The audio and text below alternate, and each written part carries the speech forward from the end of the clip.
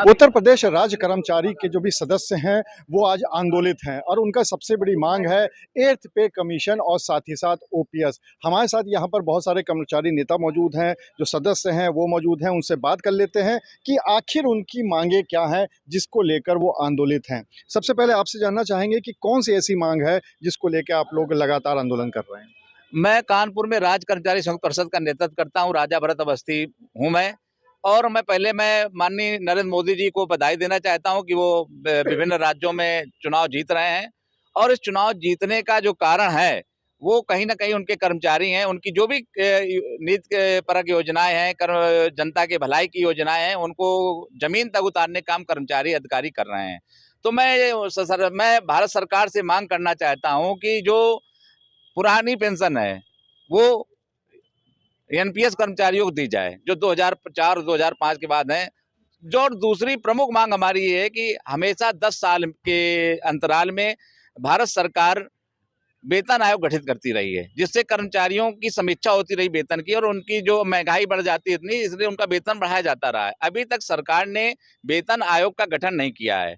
मैं माननीय प्रधानमंत्री जी से अनुरोध करना चाहता हूं, वित्त मंत्री जी से अनुरोध करना चाहता हूं कि जिस तरह से आप किसानों की, आप व्यापारियों की, आप गरीबों की, हर संवर्ग की आप सूचना ले रहे हैं, उनकी समस्याओं का समाधान कर रहे हैं, लेकिन इन समस्याओं का निराकरण करने वाला आपका कर्मचारी अधिकारी जो आप दिन रात आपके निर्देशों को पालन कर रहा है, उनका क्रियान्वयन जमीनी स्तर पर कर रहा है, आप 8वां वेतन गठित करने का निर्णय लें, जिससे कि आपको और आशीर्वाद मिले, आप और आगे बढ़ें। इन शुभकामनाओं के साथ मैं अपनी बात को समाप्त करता हूं।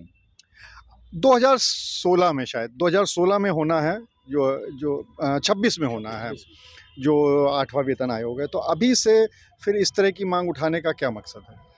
अभी गवर्नमेंट का एक आया था, किसी नेता ने कहा था कि हम कोई भी आयोग अब गठित नहीं करेंगे, वेतन आयोग गठित नहीं करेंगे। तो अगर वो उनकी तैयारी है ना गठित करने की, तो हम राज्य कर्मचारी संयुक्त परिषद कानपुर की तरफ से ये मांग करते हैं कि आपको 8वां वेतन आयोग जल्द से जल्द गठित कर देना चाहिए, जिससे कि कर्मचारी नाराज हो उससे पहले आपको आयोग का गठित करके और उसको लागू भी कर देना चाहिए। क्योंकि जो भी गवर्नमेंट की योजना है, सारी की सारी योजनाएं कर्मचारी अधिकारी ही उसको धरातल पर लाते हैं, वरना इनकी योजनाएं सब हवा हवाई हो जाएं अगर कर्मचारी उनकी योजनाओं को पूर्णतः लागू ना करें।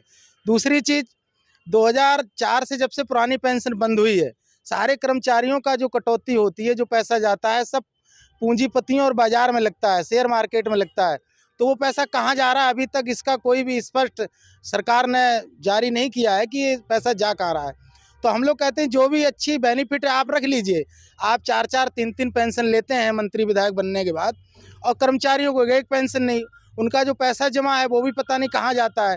तो इसलिए सारे कर्मचारियों का अनुरोध और निवेदन है कि आप पुरानी पेंशन भी मेरी लागू कर दीजिए और साथ साथ 8वां वेतन भी लागू कर दीजिए, जिससे कि कर्मचारी साहस अपना काम कर सकें, बिना मानसिक पीड़ा के, बिना किसी तनाव के सरकारी सेवा कर सकें। ये मेरा कहना था। आपकी क्या मांग है?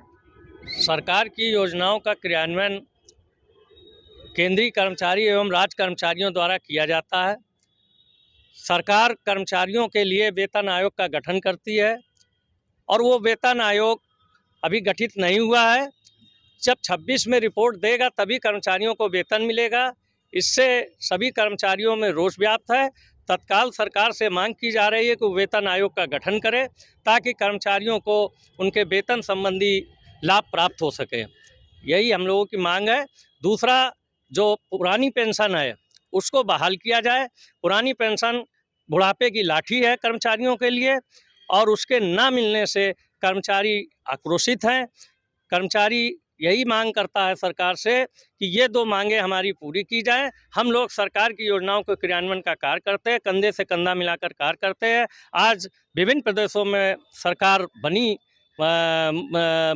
भाजपा की, उसका यही कारण है कर्मचारियों ने तन्मयता से काम किया, सरकार की योजनाओं को क्रियान्वित किया। इन्हीं शब्दों के साथ मैं अपनी बात को, अगर सरकार जो कर रही है उसका जो जीत रही है, आप खुद ही कह रहे हैं कि कर्मचारी उनका सहयोग कर रहे हैं, लेकिन कहीं पे भी सरकार ने जो पुरानी पेंशन है उसकी मांग को नहीं माना है। उसके बावजूद लगातार चुनाव में जीत भी हो रही है। तो क्या ये दोनों अलग-अलग चीज़ें हैं? सरकार का समर्थन करना एक अलग चीज़ है और जो अपनी माँग रखना है वो अलग चीज़ है? हम लोग अनुशासित होकर सरकार की समस्त व्यवस्थाओं को कोरोना काल जैसी विषम परिस्थितियों में हम लोगों ने सरकार का साथ दिया है। सरकार क्यों नहीं कर रही है सरकार जाने, मगर हम लोग चाहते हैं कि हमारी बुढ़ापे की लाठी सरकार हमें वापस दे, जिससे हम अपना जीवन अंतिम समय का कुशल और सुगम तरीके से जीवन यापन कर सकें। और 8वां वेतन आयोग 4 साल पहले ही कमेटी जब बनती है, उसके बाद 4 साल बाद कमेटी की रिपोर्ट आने के बाद 1 जनवरी 2026 को लागू होती है। हम सरकार से अनुरोध करेंगे, प्रार्थना करेंगे कि हमारा 8वां वेतन आयोग की कमेटी गठित की जाए और हम लोगों को यथा उचित लाभ दिया जाए।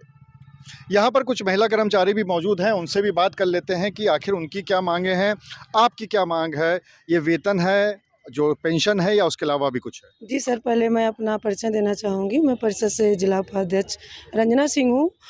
मेरा मानना है कि ओपीएस पुरानी पेंशन ये एक पूरी ज़िंदगी एक कर्मचारी सरकार की जो भी कार्य देते हैं बड़े अच्छे ढंग से उन्हें ज़मीनी स्तर तक ले जाते हैं, पूरा सहयोग करते हैं। जब पूरी ज़िंदगी अगर उस नौकरी पे ही सरकार के द्वारा दिए गए कार्यों को करते हैं तो 60 साल के बाद फिर उनकी बुढ़ापे की लाठी क्यों छीनी जा रही है? वो अपने बच्चों के सहारे उनको क्यों छोड़ा जा रहा है? तो मेरी सरकार से यही माँग है कि कम से कम इस चीज़ का ध्यान रखें कि 60 साल के बाद उनका कोई सहारा नहीं होता, पुरानी पेंशन उनका बहुत बड़ा सहारा है।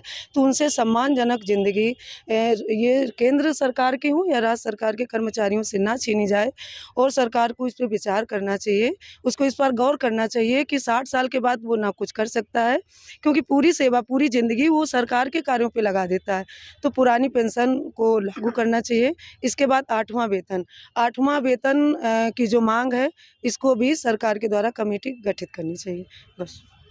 अगर हम बात करें कि पुरानी पेंशन की मांग लगातार हो रही है, हर राज्य से उठ रही है, कर्मचारियों की मांग उठ रही है, लेकिन उसको माना भी नहीं जा रहा है। सरकार ने ना, चाहे उत्तर प्रदेश हो, चाहे राजस्थान हो, एमपी हो या केंद्र में हो, कहीं पे माना भी नहीं गया है।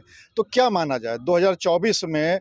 क्या इस मांग की वजह से कर्मचारी भाजपा सरकार के अगेंस्ट में चला जाएगा या फिर मांग करना अलग चीज़ है और एक सरकार बनाना अलग चीज़?